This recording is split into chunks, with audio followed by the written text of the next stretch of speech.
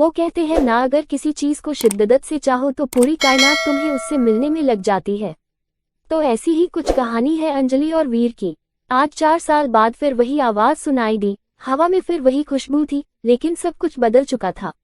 उससे देख के ऐसा लगा मानो जिंदगी मुझसे बोल रही है, तू अभी जिंदा है, तू अब भी ख्वाब देख सकता है, तू अकेला नहीं है अब। लेकिन फिर भी मन में कहीं डर था कि कहीं ये सपना तो नहीं है जो आंख खुलते ही टूट जाएगा। मन में हजार सवाल चल रहे थे कि तभी वो सामने आ बोली, हाय कैसे हो। मैं तो उससे बस देखता ही रह गया। वो फिर बोली, हेलो कैसे हो, कुछ बोलो। मैं हड़बड़ाहट में बोला, मैं ठीक ही हूँ, तुम जैसी हो। वो बोली, ठीक हूँ, तुम इस कंपनी में जॉब करते हो।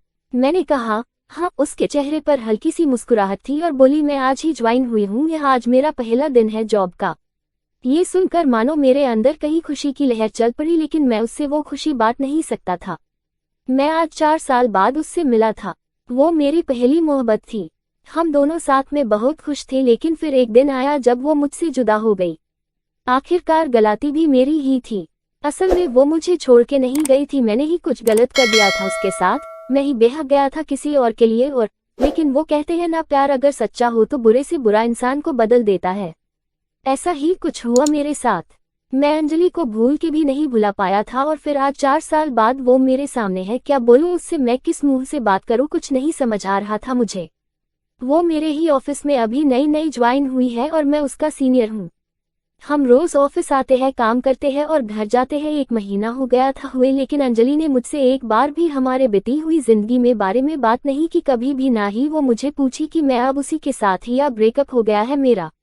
एक दिन जब शाम ऑफिस से निकलने का टाइम हुआ तो बहुत बारिश हो रही थी और मेरे पास छता नहीं था कि मैं बस स्टैंड तक भी जा सकूं थी। मैं ऑफिस में ही वेट कर रहा था बारिश रुकने के लिए। तभी अंजलि ऑफिस से निकल रही थी और मुझे बैठा देखकर पूछी, तुम्हें घर नहीं जाना? तो मैंने कहा, घर तो जाना है, लेकिन मैं आज छता नहीं लाया और बाहर बहुत बारिश हो रही है, इसलिए वेट कर रहा हूँ रुकने के लिए। वो बोली, ठीक है। फिर थोड़ा रुक के बोली, मेरे पास छाता है, चाहो तो मैं तुम्हें बस स्टैंड तक छोड़ सकती हूँ। मैंने बिना कोई सोच विचार किए जाके दिया और जल्दी से सब सामान रख के उसके साथ ऑफिस से निकला। बारिश इतनी तेज थी कि हम दोनों भीग गए थे बस स्टैंड आते आते, और बारिश की वजह से बस भी काफी लेट थी। हम दोनों के बीच शांति थी, ना मैं कुछ बात कर पा रहा था ना वो कुछ बोल रही थी। फिर मैंने ही हिम्मत जुटा के पूछा कि क्या तुम्हारे शादी हो गई?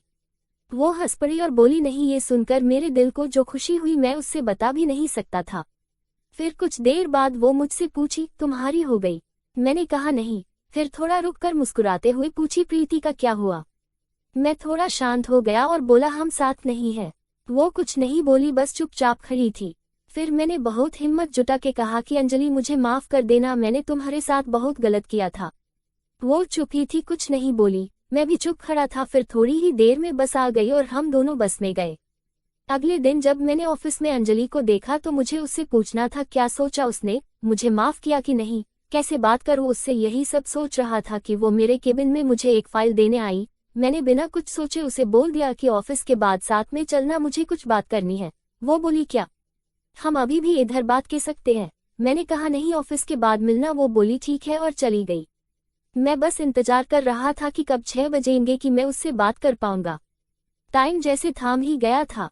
6 बज गया, सब एक एक करके निकाल रहे थे ऑफिस से। फिर आखिर में मैं निकला और साथ में अंजलि भी थी, वो रुकी थी मेरे लिए। आज फिर हम साथ चल के गए बस स्टैंड, और रास्ते में मैंने उससे पूछा कि कल का जवाब नहीं दिया तुमने।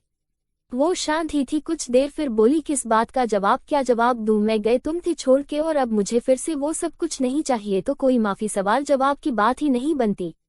मैंने उससे बहुत मानने की कोशिश की, लेकिन वो नहीं मानी। 5 महीने हो गए थे हमें एक ही ऑफिस में काम करते हुए, लेकिन हम दोनों ही अब एक दूसरे से बात नहीं करते थे। उस दिन के बाद मैंने बहुत बार कोशिश किया कि अंजलि को मैं माना लूं, उससे ये कह सकूं कि हाँ मुझसे गलती हो गई थी, लेकिन मैं तुम्हारे बिना नहीं रह पा रहा हूं। तुम इस ऑफिस में ज्वाइन हुई उससे पहले से मैंने तुम्हें कांटेक्ट करने की कोशिश किया था, लेकिन नहीं हुआ, और जब तुम इस ऑफिस में आई तो मेरी खुशी का कोई ठिकाना ही नहीं रहा। लेकिन मुझे में तुमसे बात करने की हिम्मत नहीं होती थी। मुझे पता था कि तुम अब भी मुझे प्यार करती हूँ, लेकिन कहती नहीं हो। उद्धरण चिन्ह। एक दिन मैंने ही कुछ सोचा और ऑफिस में आग सबको अपनी शादी की खबरें दे दी कि अगले महीने मेरी शादी होने वाली है। ये सुनकर ऑफिस में सब मुझे बधाई देने के लिए आए, लेकिन अंजलि नहीं आई। शाम को मैं खुद उसके पास गया और पूछा कि क्या तुम्हें खुशी नहीं हो रही कि मेरी शादी होने वाली है? वो बोली क्यों नहीं, मैं बहुत खुश हूँ कि तुम शादी करने जा रहे हो, एक नई जिंदगी की शुरुआत लेने जा रहे हो। फिर मैंने पूछा कि तुम मुझे बधाई देने की नहीं आई जब सब लोग आए थे ऑफिस के, तो बोली मुझे बहुत काम था, मैं बस सी थी। मैंने कहा ठीक है और मैं वहां से चला गया। 2 दिन बाद रात को अंजलि का मैसेज आया कि क्या तुम सच में शादी कर रहे हो अगले महीने। मैंने कहा हाँ। अगले दिन अंजलि ऑफिस ही नहीं आई थी। मैं सोच में सक गया कि क्या हो गया, वो आई क्यों नहीं। फिर मैंने अपने कलीग को कहा कि अंजलि को फोन करके पूछे कि वो ऑफिस क्यों नहीं आई। उसने फोन किया तो पता चला कि उससे बहुत तेज बुखार है और वो घर पर अकेला है। मैं तभी ऑफिस से निकाल गया उसके घर जाने के लिए। रास्ते में मैंने फोन करके उसके घर का पता पूछा और जितनी जल्दी हो सके वो पहुंचा। वहां जा देखा तो वो अकेले थी और उससे बहुत ठंडी लग रही थी, कंबल में सोई थी। मैं जल्दी से उसे उठा के अस्पताल ले गया। शाम तक उसका बुखार ठीक हुआ तो डॉक्टर ने उससे मिलने की इजाजत दी। मैं उसके पास बैठा था, वो सो रही थी। मैंने उसका हाथ अपने हाथ में लिया, फिर धीरे से उसकी आंख खुली, वो मुझे ही बस देखे जा रही थी। मैंने धीरे से बोला कि नहीं है मेरी शादी अगले महीने, मैं शादी नहीं कर रहा।